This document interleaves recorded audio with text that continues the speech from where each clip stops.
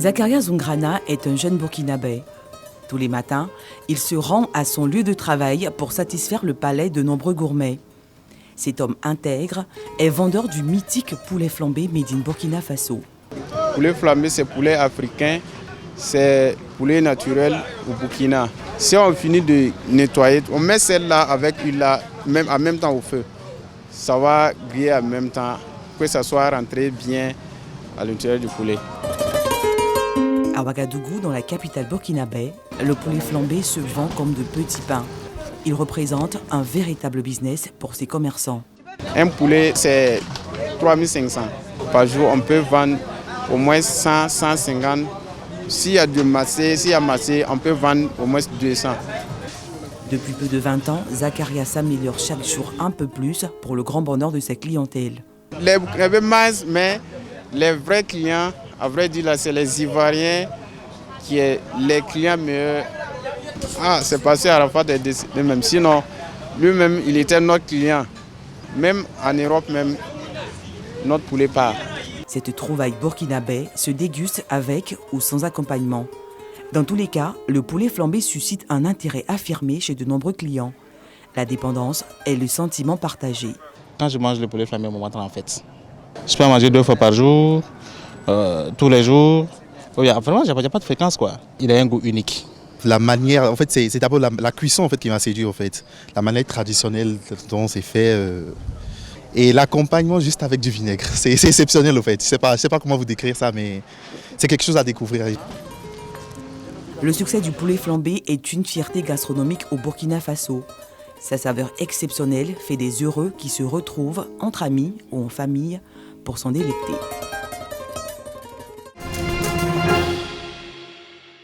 10 milliards de francs CFA, c'est le reliquat à combler pour la réalisation du plan stratégique national pour une meilleure prise en charge des orphelins et autres enfants rendus vulnérables du fait du VIH. Le dîner gala organisé ce dimanche par le Programme national de prise en charge des orphelins et autres enfants rendus vulnérables du fait du VIH n'a donc pour seul but que de mobiliser des ressources domestiques, c'est-à-dire des contributions financières de bonne volonté. En Côte d'Ivoire, nous sommes plus de 25 millions. Si chaque habitant donne 1000 francs, ça fait combien de milliards? Ça suffit largement pour s'occuper des OEV. Et c'est cette contribution que nous voulons. Nous disons que depuis plusieurs années, les gens mobilisent de l'argent de l'extérieur. C'est ce qu'ils ont en plus. C'est dans un élan de solidarité qu'ils envoient l'argent dans nos pays africains. Mais il serait temps que nous, pays africains, notamment la Côte d'Ivoire, nous puissions mettre l'argent à la main à la poche pour pouvoir nous occuper de nos populations vulnérables. Ensemble, mobilisons-nous pour le bien-être des enfants orphelins et autres enfants rendus vulnérables du fait du VIH et leurs familles. Le thème central de ce dîner est bien compris par les invités. Nous sommes ici ce soir pour apporter donc notre soutien à cette initiative qui consiste à lever des fonds afin de permettre à des enfants d'être scolarisés.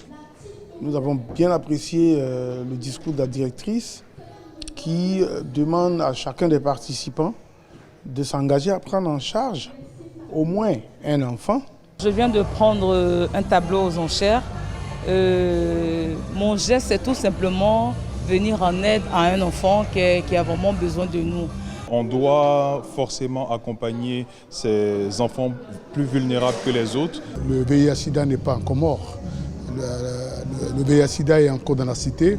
Et chaque fois qu'on peut se mobiliser pour combattre cette pandémie, il faut le faire. Et ce soir, il s'agit de VIH qui affecte et infecte les enfants. Au terme de cette soirée marquée par des ventes aux enchères, des prestations artistiques et théâtrales, 11 millions de francs CFA ont été mobilisés par le Programme national de prise en charge des orphelins et autres enfants rendus vulnérables du fait du VIH. En Côte d'Ivoire, est considéré comme OEV tout enfant de 3 à 21 ans victime du VIH. Il est 12h au groupe scolaire Les Perles des 2 plateaux Cocody. Soraya, élève en classe de CM2, est déjà à table. Elle, qui à cette heure se rendait en famille pour prendre le déjeuner, peut désormais se restaurer à l'école tous les midis. Son établissement vient d'être doté d'une cantine scolaire. Ça nous fait plaisir, au moins on a une nouvelle cantine pour bien manger. Le fait de rester sur place pour manger à la cantine, ça nous fait mieux digérer. La construction de cette cantine vient à point nommé, d'autant plus qu'elle va permettre aux élèves d'étudier dans un cadre propice. Je suis très heureux parce que grâce à Maman Blanche, tous mes amis pourront manger à la cantine. C'est merveilleux. Ça nous arrange parce que ça fatiguera moins notre maman à partir de travailler, chercher la nourriture. Pourtant, on peut manger ici à la cantine. La cantine de notre école est la bienvenue. Ça nous permet de pouvoir bien manger. Avec une capacité d'accueil de 400 élèves, cette cantine a vu le jour grâce à l'association humanitaire française Savoie-Ivoire. Cocody n'a pas que les écoles UP.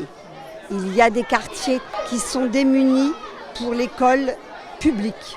L'école publique, c'est difficile. Donc, Savoie-Ivoire a beaucoup de choses à faire dans cette commune. Nous œuvrons pour les écoles publiques. La construction de cette cantine s'inscrit dans le cadre de la politique du ministère de l'Éducation nationale et de l'alphabétisation. C'est pourquoi Kadi Sunkoulé Kone, directrice des cantines scolaires, a, au nom du ministre Marietou Kone, traduit sa reconnaissance aux donateurs. Je veux remercier encore une fois l'association humanitaire Savoie-Ivoire et lancer un appel aux autres fondations, aux autres ONG, d'emboîter le pas à l'association humanitaire Savoie-Ivoire pour améliorer la qualité des infrastructures dans les cantines. Outre la cantine, l'établissement scolaire a été doté d'une bibliothèque par l'association humanitaire française Savoie-Ivoire.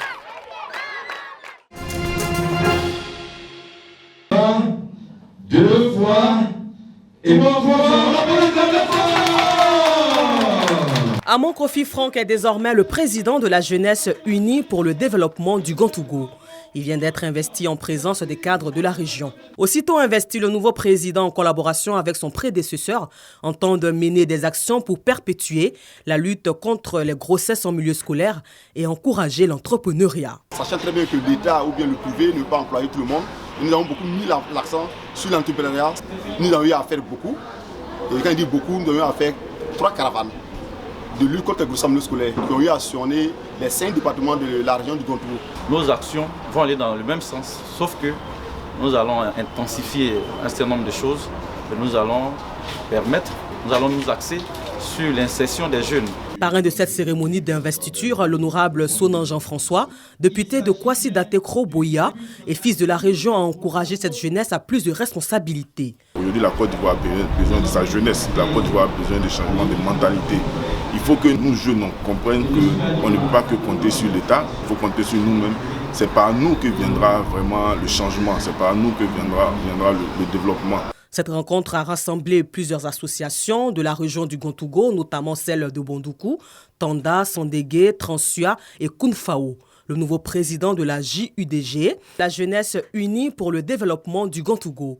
Amon Kofi Franck aura pour mission de réunir la jeunesse autour de la paix et de la cohésion sociale. La commune de Koumassi au rythme de la musique zouglou.